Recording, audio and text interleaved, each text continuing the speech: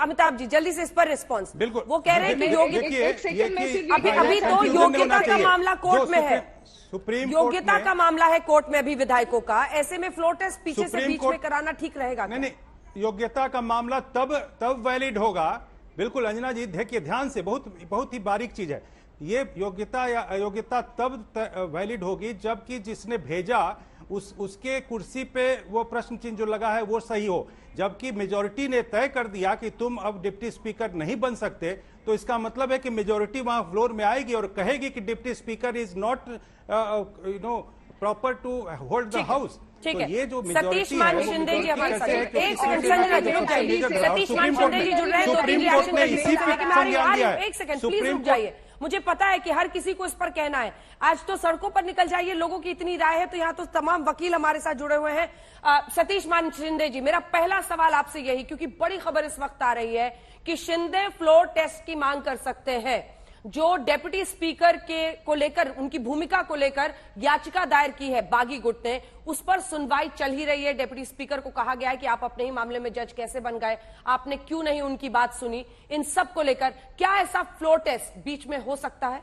Mister मान शिंदे, ये मामला जो भी अभी चल रहा है, हाँ, सुप्रीम कोर्ट के दरवाजे तक पहुंच गई है और 11 जुलाई को सबको अपने रिप्लाईज फाइल करना ही है। हाँ, उसके बाद जो भी होगा और स्टेटस को ऑर्डर सुप्रीम कोर्ट ने दी है आज। इसके लिए जो भी कार्रवाई है 11 जुलाई के बाद हो सकती है। लेकिन जो भी महाराष्ट्र में चल रहा है बहुत दुखदायक चीज है, क्योंकि मैं बाला साहब ठाकरे जी को 1986 से जानता हूं और अगर आज वो साहब होते कि ऐसा नहीं होता था, क्योंकि शिवसेना तो एकदम डिसिप्लिन पार्टी है। और पहले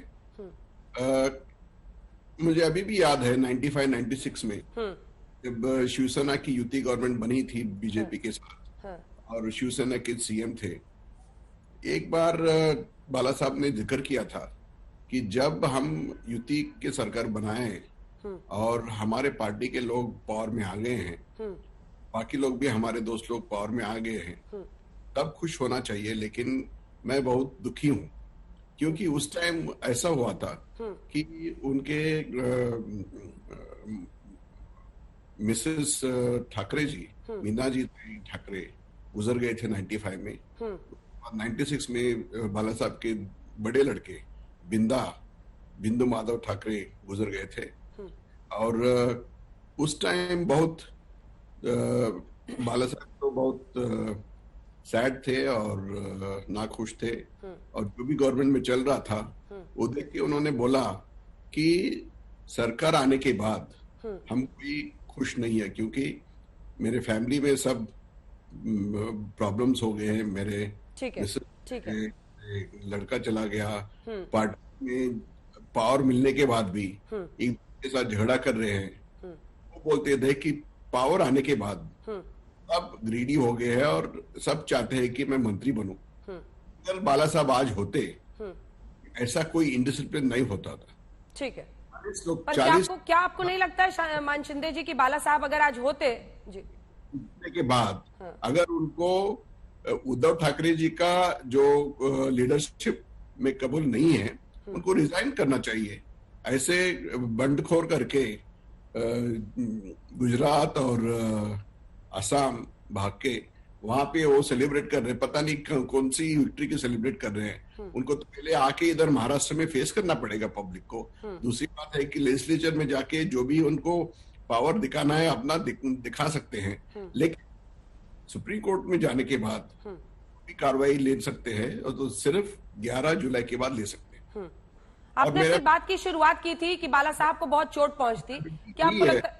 सर मैंने आपकी बात सुन ली सर, आपने कहानी के साथ पूरी बातें अपनी बता दी। एक दो सवाल भी पूछ लेने दीजिए, एक दो सवाल तो पूछ लूं मैं आपसे। एक तरफा बात नहीं होनी चाहिए ना।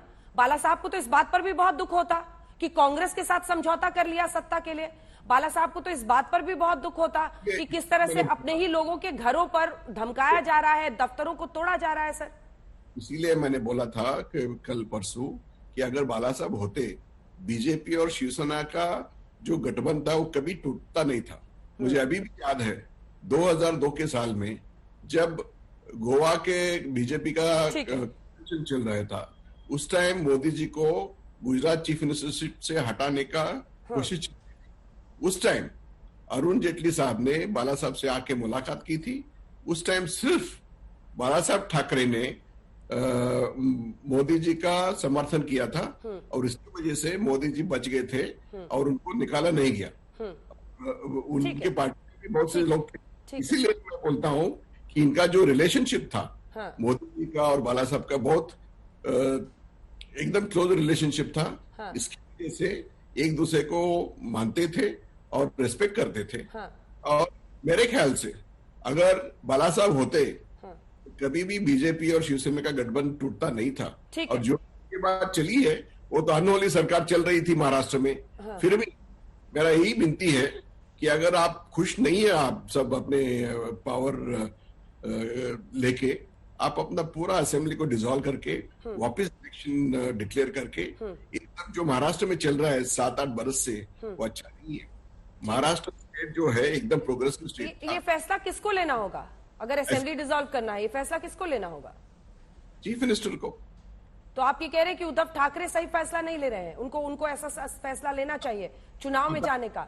उनके तो बहुत से एडवाइजर्स है, कांग्रेस के भी है, एनसीपी के भी है, खुद की पार्टी के लीडरशिप उनको एडवाइस किया होगा। लेकिन जो आज तक चल रही है महाराष्ट्र में पिछले 7-8 साल से, ये बहुत दुखदायक है। और ऐसे एडमिनिस्ट्रेशन कभी पब्लिक ने देखी नहीं थी। और एक गवर्नमेंट आने के बाद अपोजिशन को शांत रहना चाहिए 5 बरस के लिए। एक दूसरे को खींचने की देख रहे हैं, ये अच्छा नहीं।